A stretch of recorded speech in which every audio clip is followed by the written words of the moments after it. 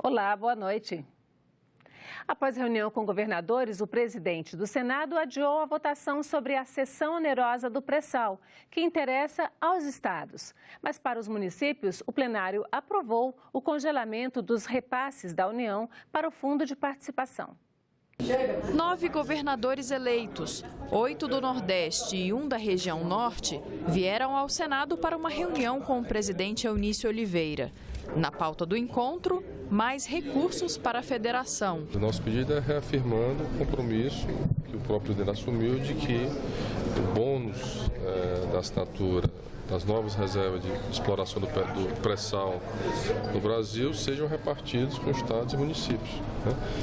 Isso significa que respeitar o princípio federativo, e o que nós, na verdade, nós estamos querendo é apenas 20%, né? Que 10% para os estados e 10% para os municípios brasileiros. O Fórum dos Governadores do Nordeste renovou ao senador Eunício todo o nosso apelo para que seja aprovado projeto de lei 78, que trata da questão da cessão onerosa, ou seja, que na verdade trata de garantir aos estados e municípios que eles possam partilhar das receitas oriundas dessas novas reservas de exploração do pré-sal. Há pelo menos 3 semanas, quando aconteceu o Fórum dos Governadores eleitos, Eunício tem conversado com as equipes do atual e do próximo governo federal sobre a garantia para os estados e municípios de parte dos recursos que a União receberá com a exploração do pré-sal na Bacia de Santos.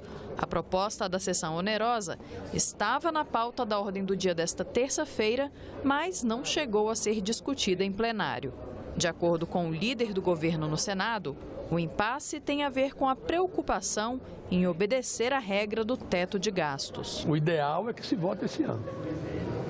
Até porque já há um compromisso com os estados e municípios e eles estão aguardando isso. O maior entrave é a operacionalidade do pagamento por conta do teto do gasto. Essa é a grande dificuldade. Mas o plenário aprovou um projeto que pode ajudar nas contas de prefeituras no ano que vem. O texto congela os repasses da União para o Fundo de Participação dos municípios até a divulgação do Censo 2020. O plenário aprovou ainda a criação da Política Nacional da Erva Mate e um acordo de cooperação internacional entre Brasil e Armênia.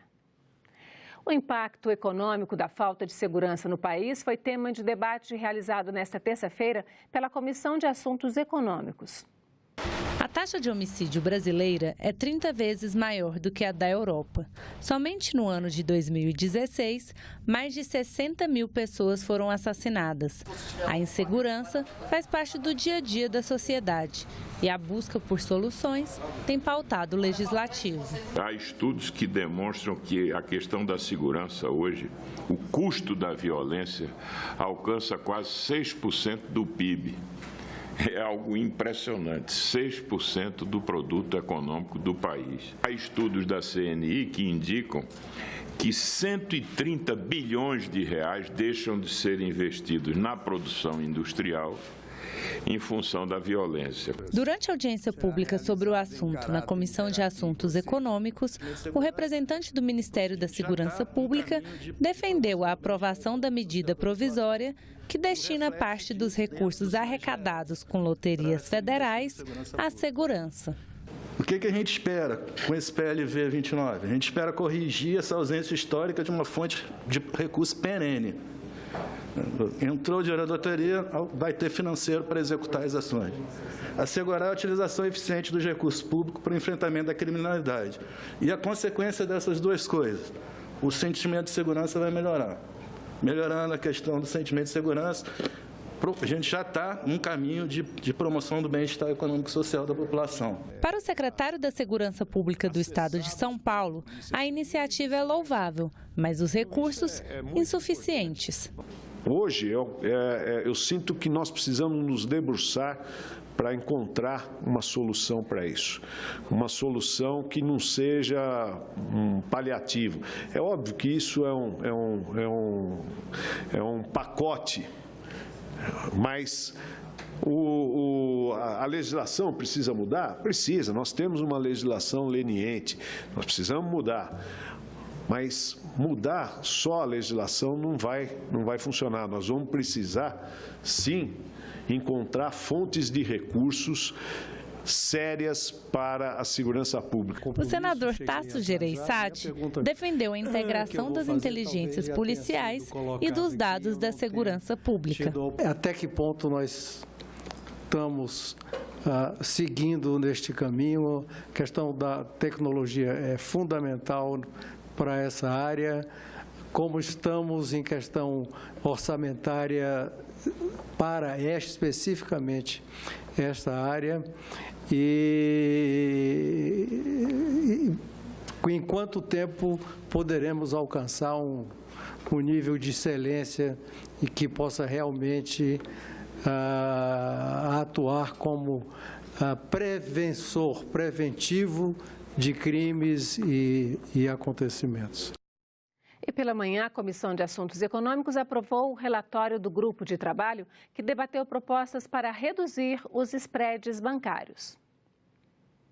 O Brasil tem um dos mais elevados spreads bancários do mundo e os custos de concessão de créditos no país são considerados muito altos na comparação com os padrões internacionais.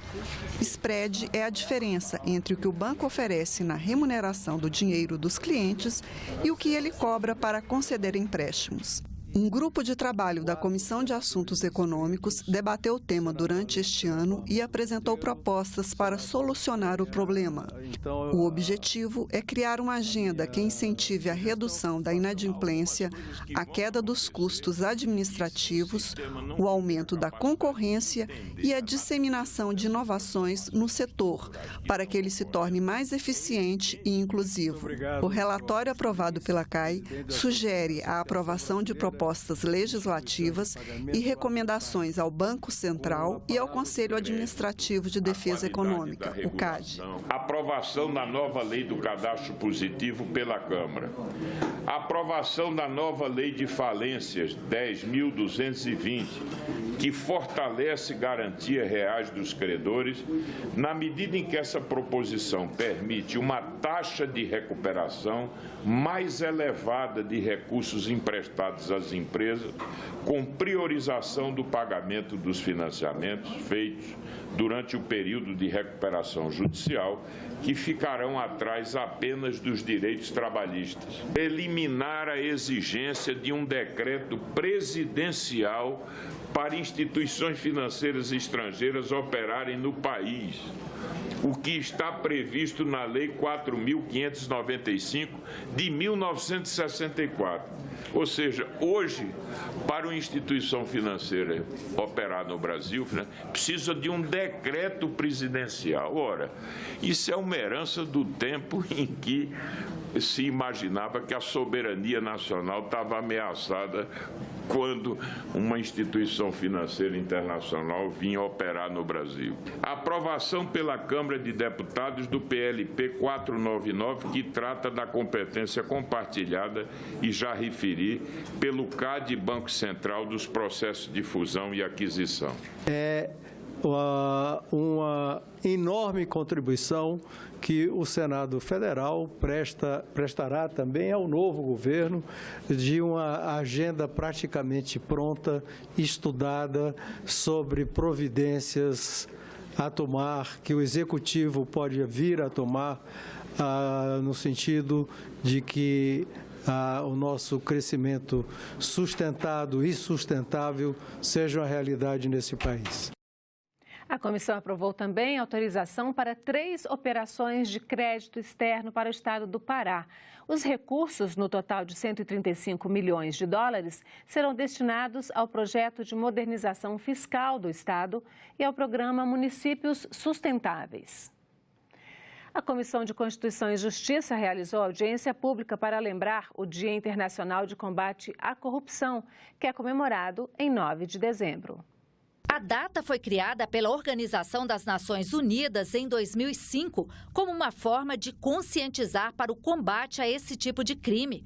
Estudos mostram que a corrupção faz o Brasil perder de 1 a 4% do PIB, Produto Interno Bruto, por ano. Ou seja, pelo menos 30 bilhões de reais. Está na estrutura da formação, lamentavelmente, do Estado brasileiro. Então, não é um fato episódico, não é algo que pertence a um governo, é algo que, lamentavelmente, está na estrutura da formação do nosso Estado. A melhor forma do combate é a transparência e o controle social. Por isso, o melhor período de combate à corrupção sempre é sob a égide de regimes do Estado Democrático de Direito. Para a ONG Transparência Internacional, que está presente hoje em 110 países, nos últimos 5 anos, o Brasil foi um dos países do mundo onde a percepção de corrupção mais cresceu. O resultado de 2017 foi a pior queda do Brasil na história do índice. Foram 17 posições que o Brasil despencou, da posição 79 para a posição 96. E por que isso ocorreu? É claro que foi um ano marcado por fatos gravíssimos. A Lava Jato começou a alcançar o poder no nível máximo na presidência da República, o atual presidente da República, inclusive, alcançando o processo da Lava Jato. E o que se viu foi um bloqueio dessas denúncias, do prosseguimento, que acabou projetando uma percepção também de impunidade no mundo afora. A Transparência Internacional, Fundação Getúlio Vargas e um grupo de 200 especialistas, além de representantes da sociedade civil, elaboraram um novo pacote de combate à corrupção. Entre as 70 medidas sugeridas estão, por exemplo, a regulamentação do lobby e a desburocratização do Estado. Essa medida, basicamente, ela pretende eliminar o que as pessoas chamam de jeitinho brasileiro, que é você ter um Estado onde o acesso, até mesmo direitos básicos, é um pouco complicado, não é claro, o que cria complicações para que seja possível oferecer facilidades, né? Investir na transparência de informações e envolver a sociedade no processo são fundamentais no combate à corrupção, defendeu a representante da CGU, Controladoria Geral da União. Vou citar o caso da Débora Rosa, é uma estudante da Universidade Federal do Paraná.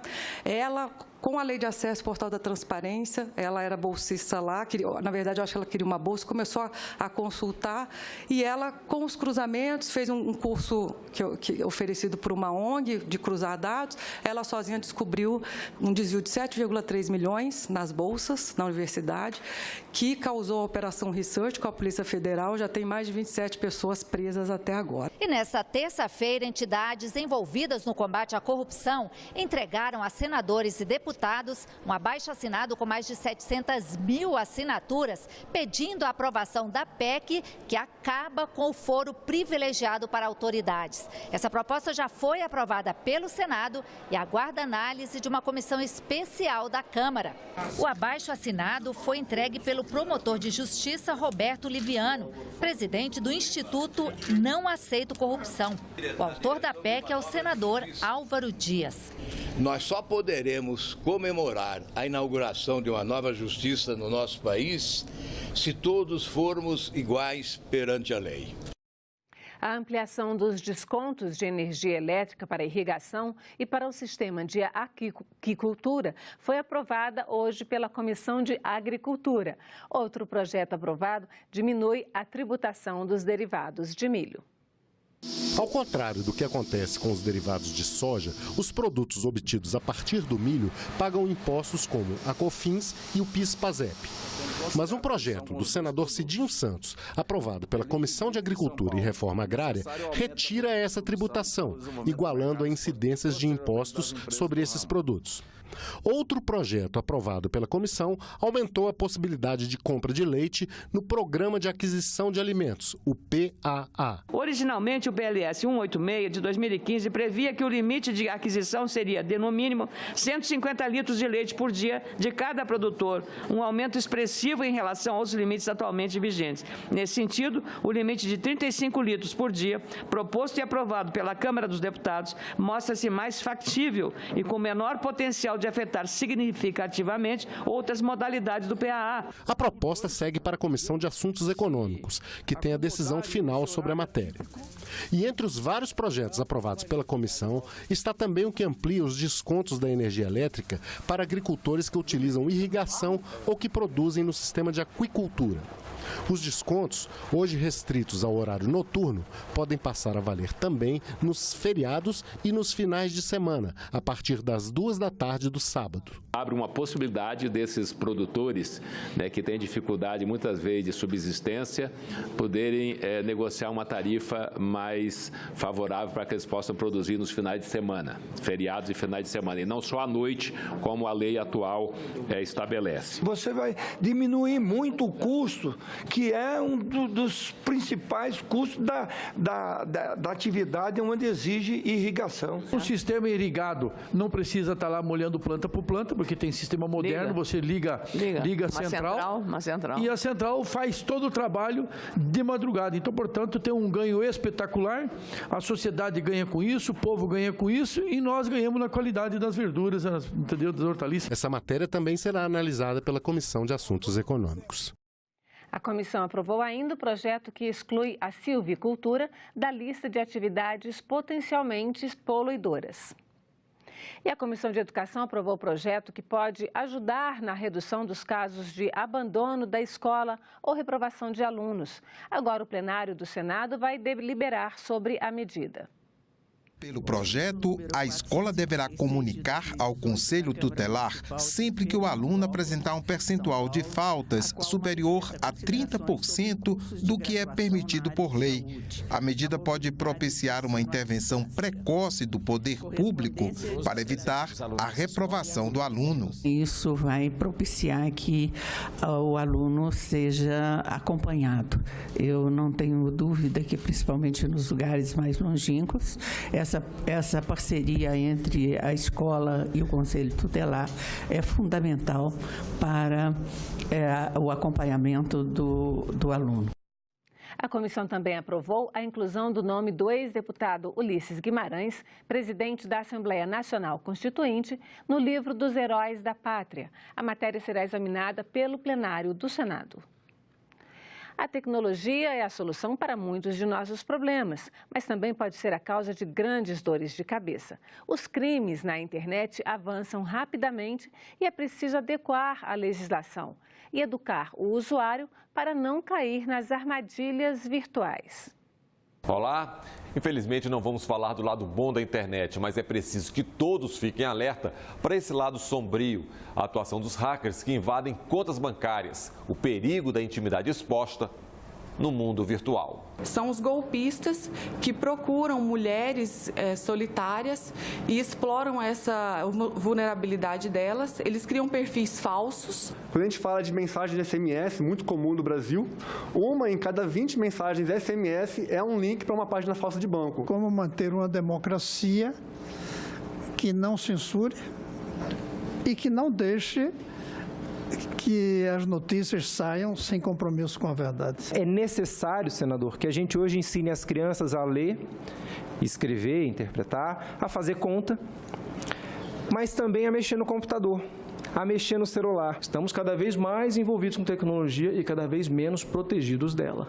Os crimes contra a honra e o sistema financeiro, as delegacias especializadas e as mudanças na legislação. E um alerta, todos nós precisamos de educação digital. É isso. No Em Discussão. O programa Em Discussão começa daqui a pouco, às 8 da noite. Não perca. E nós ficamos por aqui. Você pode rever as reportagens desta edição na nossa página na internet, senado.leg.br. Muito obrigada pela companhia. Continue sintonizado aqui na TV Senado.